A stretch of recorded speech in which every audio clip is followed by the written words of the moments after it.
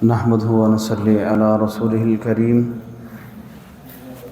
اعوذ باللہ من الشیطان الرجیم بسم اللہ الرحمن الرحیم یا ایہا الذین آمنوا کتب علیکم الصیام کما کتب علی الذین من قبلکم لعلکم تتقون۔ دنیا میں ہر انسان اپنے ہر اہم کام کے لیے ہر جو اہم ترین کام اس کے ہاں ہوتا ہے اس کی تیاری بھی اتنی ہی زیادہ کرتا ہے۔ شادی بیاہ کا مسئلہ ہو، کاروبار کا مسئلہ ہو، کوئی بھی اہم مسئلہ ہو، تو جتنا کوئی کام کسی کے یہاں اہمیت رکھتا ہے وہ اس کی تیاری بھی اتنی ہی زیادہ کرتا ہے۔ اور اگر کسی نے کسی کام کا ارادہ کیا ہو اور وہ اس کی تیاری نہ کر رہا ہو تو پھر یہی سمجھا جاتا ہے کہ اس کا یہ کام کرنے کا ارادہ نہیں ہے۔ ایسے ہی دینی کام ہیں، اگر کسی دینی کام کا ارادہ کیا ہو اور اس کی تیاری نہ ہو تو پھر یہی سمجھا جائے گا کہ اس کا یہ کام کرنے کا ارادہ نہیں تھا۔ اللہ تعالیٰ نے منافقین کے بارے میں غزوہ تبوک کے موقع پہ فرمایا کہ نبی صلی اللہ علیہ وسلم جب واپس آئے تو کہا بھی تم جنگ میں کیوں نہیں گئے؟ تو وہ کہنے لگے کہ ہماری جانے کی تیاری تھی لیکن ہم جا نہیں سکے۔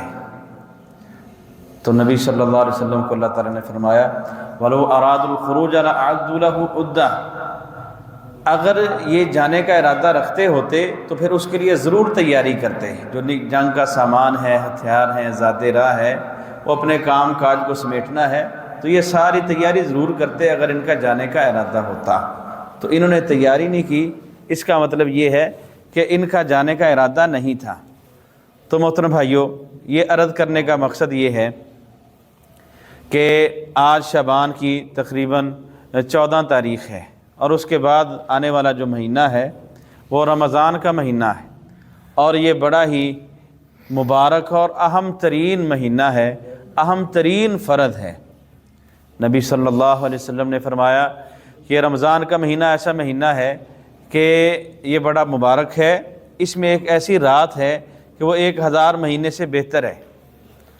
اور نبی صلی اللہ علیہ وسلم نے فرمایا کہ جو رمضان کی خیر سے محروم ہو گیا وہ ہر طرح کی خیر اور بھلائی سے محروم ہو گیا، اور یہ یاد رکھو کہ اس کی خیر سے محروم وہی رہتا ہے کہ جو حقیقت میں محروم ہو۔ تو محترم بھائیوں، دن بہت تھوڑے ہیں تو ہمیں رمضان کے حوالے سے اس کے لیے کوئی منصوبہ بندی، کوئی تیاری وہ ضرور کرنی چاہیے۔ محدثین میں سے ایک محدث کا یہ قول میں نے پڑھا، وہ کہہ رہے تھے کہ رجب کا جو مہینہ ہے وہ نیکیوں کی کھیتی کا مہینہ ہے، اور یہ شعبان جو چل رہا ہے یہ ان کو پانی دینے کا، باقی جو ان کی کھیتی کی ضروریات ہیں وہ دینے کا مہینہ ہے، اور رمضان کا جو مہینہ ہے یہ نیکی کی فصل کاٹنے کا مہینہ ہے۔ تو محترم بھائیوں، ابھی سے ہمیں اپنی سستیاں دور کرنی چاہیے۔ اگر کوئی باجماعت نماز پڑھتا ہے، سستی ہو جاتی ہے، اس کو دور کرنا چاہیے۔ اسی طرح کسی کی سنتیں رہتی ہیں تو سنتیں ابھی سے پوری پڑھنے کی کوشش کرنی چاہیے۔ تلاوت ہے، اذکار ہیں، اور اپنے جو سابقہ غلطیاں کوتاہیاں ہیں ان کی معافی طلبی کر کے اپنے آپ کو رمضان کے لیے تیار کرنا چاہیے۔ ایک بات تو یہ ہے کہ ہمیں اپنی نیکیوں کی روٹین جو ہے اس کو بہتر کرنا چاہیے رمضان کی تیاری کے حوالے سے۔ اسی طرح ایک بات یہ بھی ہے کہ ہمیں رمضان کے حوالے سے اپنا جو حوصلہ اور ہمت ہے اس کو مزید بڑھانا چاہیے، نیکی کا شوق پیدا کر کے، نیکی کی رغبت پیدا کر کے اپنے آپ کو اس طرف لگانا چاہیے۔ اللہ تعالیٰ کہتے ہیں وَفِي ذَلِكَ فَلْيَتَنَافَسِ الْمُتَنَافِسُونَ، نیکی کرنے میں ایک دوسرے کے ساتھ مقابلہ کرنا چاہیے، اس میں آگے بڑھنا چاہیے۔ فَاسْتَبِقُوا الْخَيْرَاتِ، اچھے کاموں میں مقابلہ ہونا چاہیے۔ نبی صلی اللہ علیہ وسلم، آپ صلی اللہ علیہ وسلم کو بڑا شوق تھا عبادت کرنے کا۔ آپ سنتے رہتے ہیں کہ نبی صلی اللہ علیہ وسلم اتنا لمبا قیام کرتے کہ آپ صلی اللہ علیہ وسلم کے پاؤں مبارک سوج جاتے، اتنا لمبا قیام کرتے کہ بعض دفعہ ایک ایک رکعت میں 5 پارے تلاوت کر لیتے۔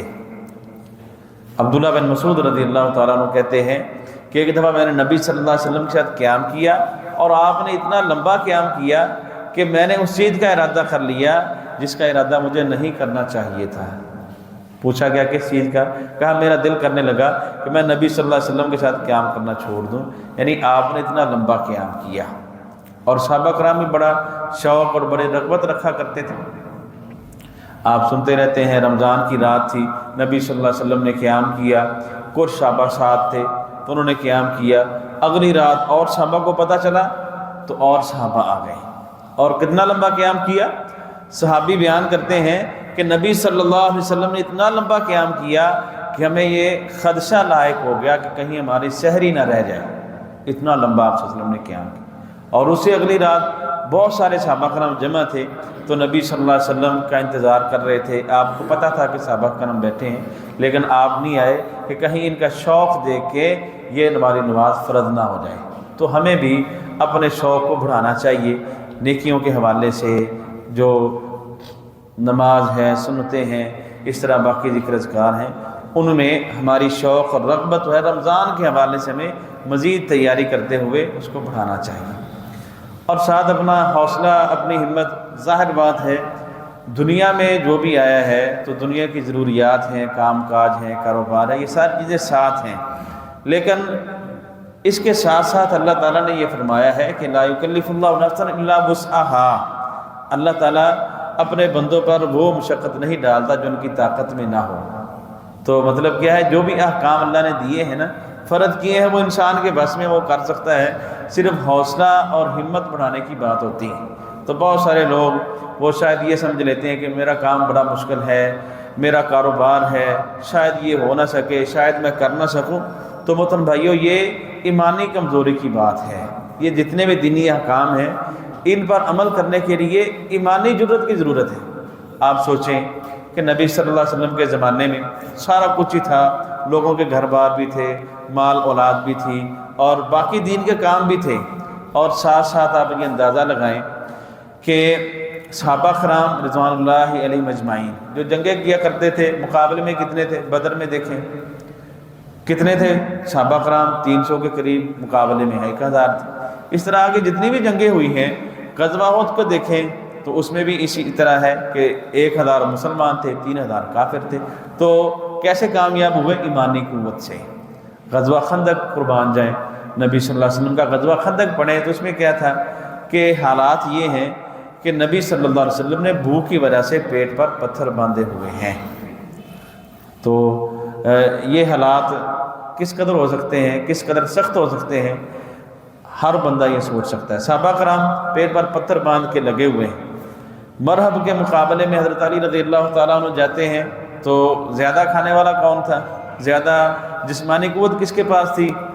یہ ساری جنگیں، یہ سارے حالات جب بندہ پڑھتا ہے تو پھر یہ بات سمجھ آتی ہے کہ یہ دینی جو احکام ہیں یہ ایمانی قوت سے بندہ ان کو مکمل کرتا ہے، ایمانی قوت سے ان پر عمل کرتا ہے۔ تو قرآن کریم میں اللہ تعالیٰ نے بہت ساری جگہوں پہ بیان کیا ہے کہ جب موسیٰ علیہ السلام اور جادوگر آپس میں مقابلے میں تھے، موسیٰ علیہ السلام نے جب لاٹھی پھینکی، ان کو پتہ چل گیا کہ یہ جادو نہیں ہے، یہ اللہ کا سچے نبی ہیں، تو ایمان لے آئے۔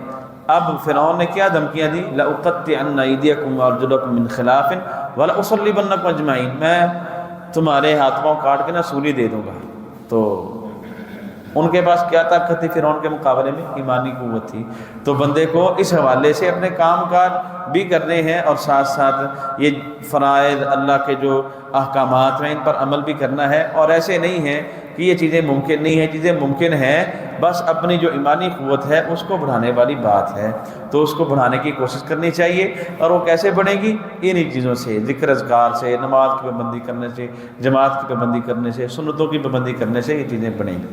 اور ساتھ منصوبہ بندی کرنی چاہیے، اپنے کاموں کی منصوبہ بندی کرنی چاہیے کہ میں اپنے کام کیسے کیسے سمیٹ سکتا ہوں۔ صحابہ کرام رضوان اللہ علیہم مجمعین کی زندگی میں اس کی بہت ساری مثالیں ہیں۔ حضرت عمر رضی اللہ تعالیٰ عنہ، عمر فاروق رضی اللہ تعالیٰ عنہ، ان کے بارے میں آتا ہے دین سیکھنے کا بڑا شوق تھا لیکن ساتھ کام کاج بھی تھے۔ تو انہوں نے نا یہ طے کر لیا، ایک انصاری بھائی کے ساتھ یہ طے کر لیا کہ ایک دن میں کام پہ جاؤں گا اور تو نے نبی صلی اللہ علیہ وسلم کے ساتھ رہنا ہے، سارا دن آپ صلی اللہ علیہ وسلم کی باتیں سننی ہے، اگلے دن مجھے بتانی ہے۔ پھر اگلے دن ایسا ہوگا کہ میں آپ صلی اللہ علیہ وسلم کے ساتھ رہوں گا اور آپ اپنے کام پہ چلے جانا، میں سارا دن آپ صلی اللہ علیہ وسلم کے ساتھ رہوں گا، آپ کی باتیں سنوں گا، دین سیکھوں گا اور اگلے دن آپ کو سمجھا دوں گا، سکھا دوں گا۔ تو منصوبہ بندی کیا کی کہ دین بھی سیکھ لیا جائے اور گھر کو بھی چلا لیا جائے، اپنا کام کاج بھی کر لیا جائے۔ تو ضروری نہیں ہے کہ آپ نے ایسے ہی کرنا ہے، بتانے کا مقصد یہ ہے کہ کوئی نہ کوئی منصوبہ بندی ضرور کرنی چاہیے۔ ایک بندہ ایسی ہے کہ اس کے کام اس طرح کے ہیں کہ بہت مشقت والا کام ہے، تو ایسے کر سکتا ہے کہ اس نے سال میں کوئی کمیٹی ڈال لی ہو اور جب رمضان کا مہینہ آئے تو اپنا وہ گزر بسر جو ہے اس کے ساتھ کر لے، اور رمضان کے مہینے میں زیادہ سے زیادہ جو ہے وہ رمضان کے فوائد اور برکات حاصل کر لے۔ تو اپنی روٹین بہتر کرنا، ہمت شوق پیدا کرنا اور پھر منصوبہ بندی کرنا، اور اس کے ساتھ ساتھ محترم بھائیوں یہ بات سمجھ لینی چاہیے کہ جو اللہ نے وقت دیا ہے نا، یہ کوئی معمولی وقت نہیں ہے، یہ اتنا قیمتی ہے کہ جب موت کا وقت آ جاتا ہے نا تو پھر بندہ ساری دنیا بھی دے لے نا تو ایک سیکنڈ بھی ملنے والا نہیں ہے، یہ اتنا قیمتی ہے۔ تو یہ رمضان کا آ جانا، رمضان کے قریب آ جانا، یہ بڑی سعادت والی بات ہے۔ ایک سال، ایک مہینہ، 2-3 ہفتے تو بڑی بات ہے نا۔ آپ اسے اندازہ لگا لیں کہ نبی صلی اللہ علیہ وسلم صحابہ کرام بیان کرتے ہیں، مشکات میں یہ حدیث موجود ہے، کہتے ہیں کہ نبی صلی اللہ علیہ وسلم نے ایک انصاری اور ایک مہاجر بھائی کا بھائی چارہ قائم کیا۔ اب ان دونوں میں سے ایک ہفتہ پہلے فوت ہو گیا اور دوسرا جو صحابی تھا وہ ایک ہفتہ بعد فوت ہوا۔ تو صحابہ کرام نے نماز جنازہ پڑھی، نبی صلی اللہ علیہ وسلم نے بھی پڑھی۔ آپ صلی اللہ علیہ وسلم نے پوچھا تم نے اپنے بھائی کے لیے کیا دعا کی ہے جو بعد میں فوت ہوا ہے، اس کے لیے کیا دعا کی ہے؟ صحابہ کرام کہتے ہیں ہم نے اس کے لیے اللہ سے مغفرت کی اور رحمت کی دعا کی ہے، اور ساتھ یہ دعا کی ہے کہ یا اللہ اس کو اپنے بھائی کے ساتھ ملا دے۔ تو نبی صلی اللہ علیہ وسلم نے کہا کہ تم یہ دعا کیسے کر سکتے ہو؟ وہ جو اس کے بعد ایک ہفتہ تقریباً زندہ رہا، جو اس نے نمازیں پڑھی، جو اس نے روزے رکھے، جو اس نے اچھے عمل کیے، اس کی وجہ سے اس کا اور اس کا جو مرتبہ ہے، اس کا جو فرق ہے وہ زمین و آسمان کے فرق کی طرح ہو گیا ہے۔ اب ان کا اتنا فرق ہو گیا ہے تو یہ اس کے ساتھ کیسے مل سکتا ہے؟ تو یہ ایک ہفتے کی بات ہے۔ تو بندہ جو نیکی کرتا ہے، نیک راستے پر چلتا ہے، وقت کو قیمتی بنا لیتا ہے، وہ اللہ کو بڑا محبوب ہے۔ نبی صلی اللہ علیہ وسلم نے فرمایا کہ جو آدمی اپنی عمر کا صحیح استعمال کرتا ہے، اللہ کے دین پر چلتا ہے، اللہ کے ہاں اس سے کوئی فضیلت والا بندہ، افضل بندہ ہے ہی نہیں۔ اللہ کے ہاں سب سے افضل بندہ وہ ہے جو اپنے وقت کی قدر کرتا ہے اور اس کو دین کے لیے استعمال کرتا ہے، ہدایت پر چلتا ہے، سیدھی راستے پر چلتا ہے۔ تو محترم بھائیوں، یہ شعبان کا مہینہ ہے تو ہمیں یہ دعا بھی کرنی چاہیے کہ اللہ تعالی ہمیں رمضان جو ہے وہ عطا کر دے، ہماری زندگی میں رمضان آ جائے، اور پھر یہ دعا بھی کرنی چاہیے کہ یا اللہ مجھے توفیق عطا فرما کہ میں زیادہ سے زیادہ اپنی روٹین جو ہے اس کو درست کر لوں، اپنا جو طریقہ ہے، راستہ اس کو سیدھا کر لوں، اور رمضان کے جو فوائد اور برکات ہیں ان کو زیادہ سے زیادہ سمیٹ لوں، حاصل کر لوں۔ اللہ سمجھنے کو عمل کرنے کی توفیق عطا فرما۔